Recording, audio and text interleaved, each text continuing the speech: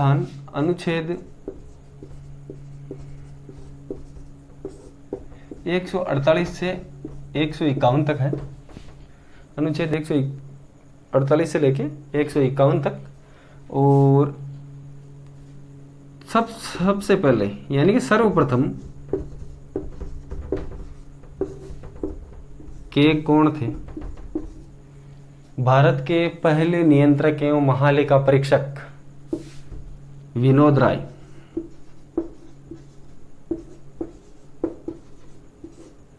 और वर्तमान के अंदर है राजीव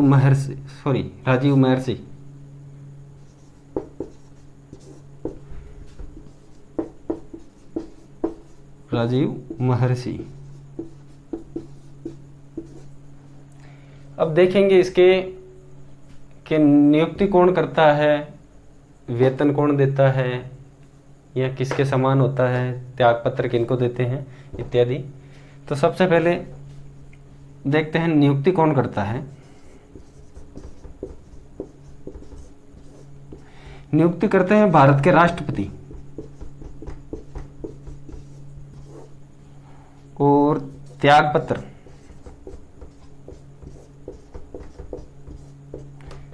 ये नियंत्रक यानी कि केक जो त्यागपत्र देते हैं वो राष्ट्रपति को देते हैं। इनकी नियुक्ति भी राष्ट्रपति द्वारा की जाती है और ये त्यागपत्र भी राष्ट्रपति को ही देते हैं। अब देखेंगे इनके वेतन के बारे में।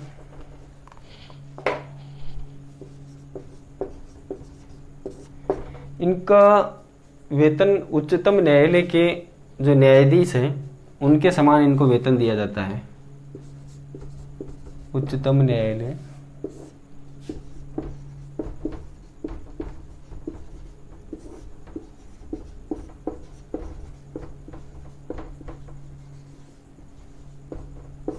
न्यायाधीश के समान।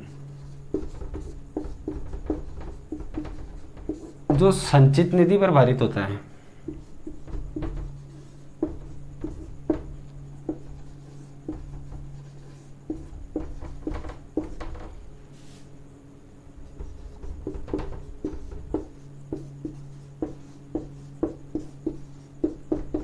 वेतन उच्चतम न्यायालय के समान, उच्चतम न्यायालय के न्यायाधीश के समान जो संचित निधि पर भारित होता है। इसके बाद में देखेंगे कि ये जो केक का पद है वो कहाँ से लिया गया है। केक का पद ये ब्रिटेन से लिया गया है। कहाँ से? ब्रिटेन से लिया गया है। इसके बाद में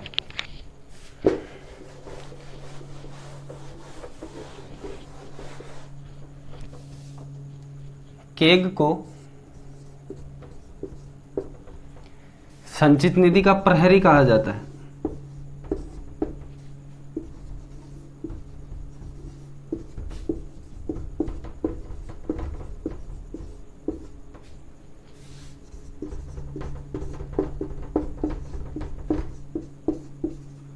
क्या कहा जाता है? संचित निधि का प्रहरी कहा जाता है। इसके बाद में अब इनके कार्य देखते हैं। एक कौन से विभाग की या केंद्र सरकार की, राज्य सरकार की, किन की खातों की लेखा परीक्षा करते हैं और कैसे की जाती है।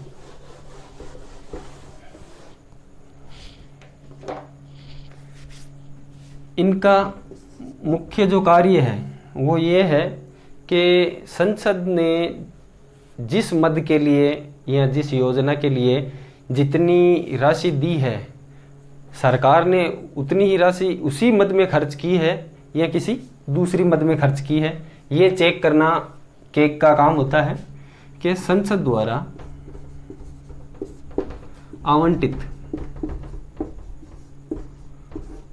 आवंटित राशि उसी मद पे खर्च की गई है।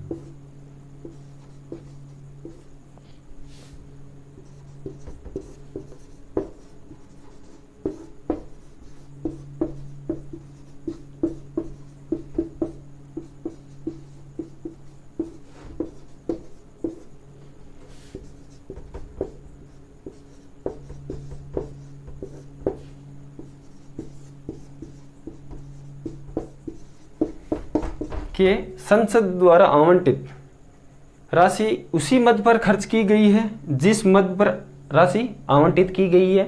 ये काम देखने का होता है केग का। इसके बाद में अगला कार्य, केंद्र सरकार और राज्य सरकार इनके खातों को चेक करना।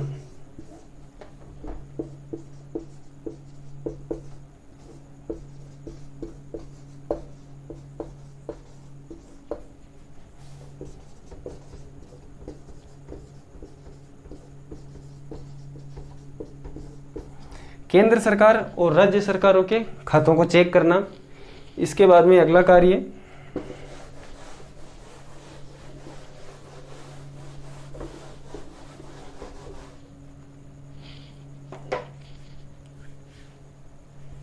कि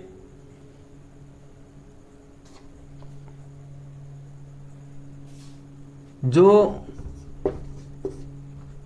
संस्थाएं सरकार द्वारा वित्त पोषित है,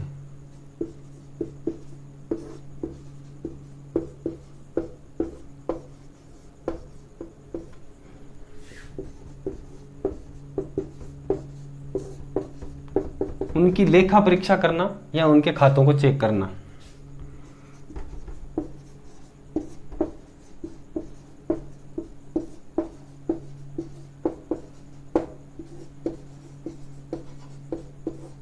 क्या है, जो संस्थाएं सरकार द्वारा वित्त पोषित है उन संस्थाओं की लेखा परीक्षा करना, यह भी केग का ही काम है। इसके बाद में अगला, केंद्र के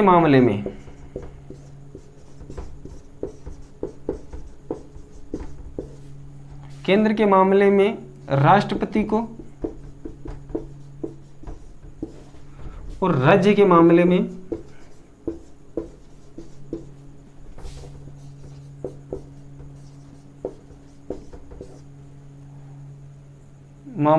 अंतिम रिपोर्ट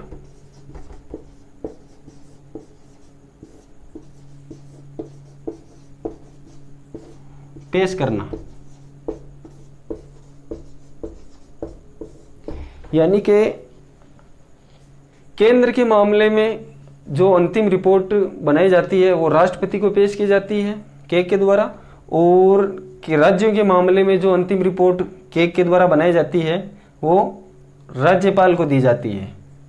राज्यों के मामले में, सॉरी मैं लिखना भूल गया यहाँ पे, केंद्र के मामले में राष्ट्रपति को और राज्य के मामले में राज्यपाल को। राज्यपाल को अंतिम रिपोर्ट पेश करता है केग। इसके बाद में आगे देखते हैं,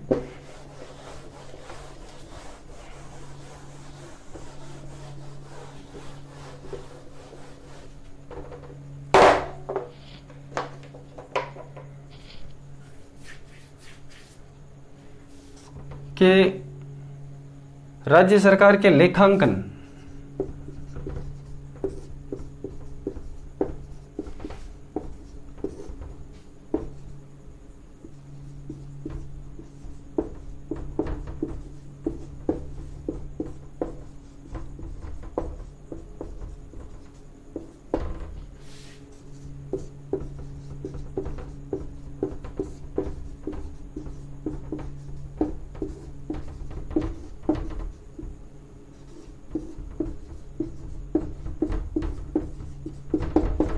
केग राज्य सरकारों के खातों का लेखांकन और लेखा परीक्षा दोनों करते हैं।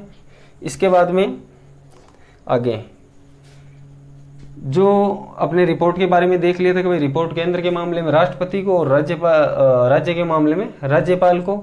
एक चीज और देखनी बाकी है यहाँ पे कि जो केंद्र सरकार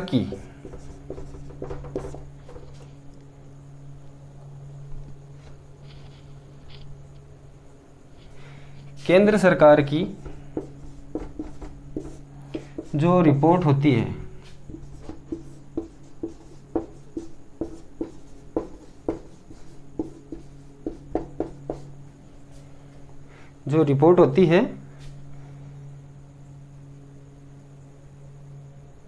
उसकी समीक्षा केंद्र सरकार की जो रिपोर्ट होती है उसकी समीक्षा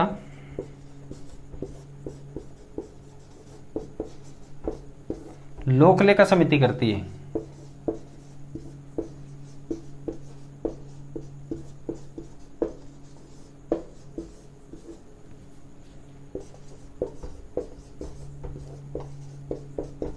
यानी कि जो रिपोर्ट राष्ट्रपति को पेश की जाती है उसकी समीक्षा लोक लेखा समिति करती है। और लोक उपक्रम के संबंध में लोक उपक्रम के संबंध में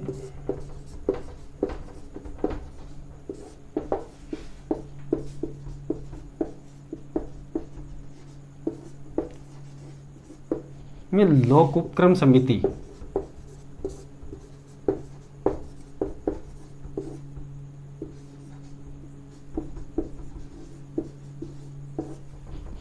समीक्षा करेगी।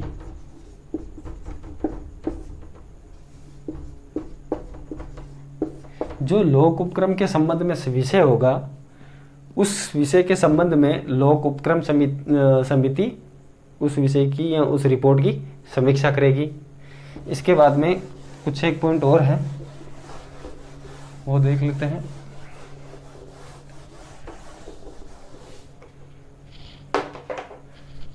कि नियंत्रक एवं महालेखा परीक्षक यानी केग पद छोड़ने के बाद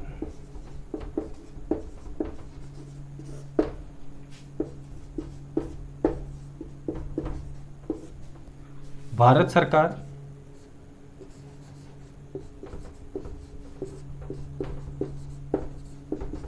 या राज्य सरकार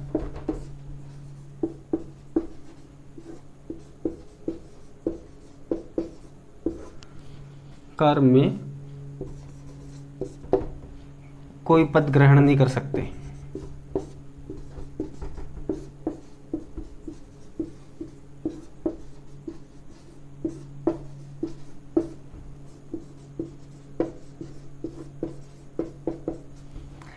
केग पद छोड़ने के बाद में यानी नियंत्रक एवं महालेखा परीक्षक अपना पद छोड़ देते हैं तो उसके बाद में वो भारत सरकार और किसी भी राज्य सरकार के यहाँ कोई पद ग्रहण नहीं कर सकते। इसके बाद में एक और है कि केग राष्ट्रपति के प्रसाद पर्यंत अपने पद पर नहीं रहते हैं, जबकि नियुक्ति इनकी राष्ट्रपति द्वारा की जाती है कि राष्ट्रपति के प्रसाद पर्यंत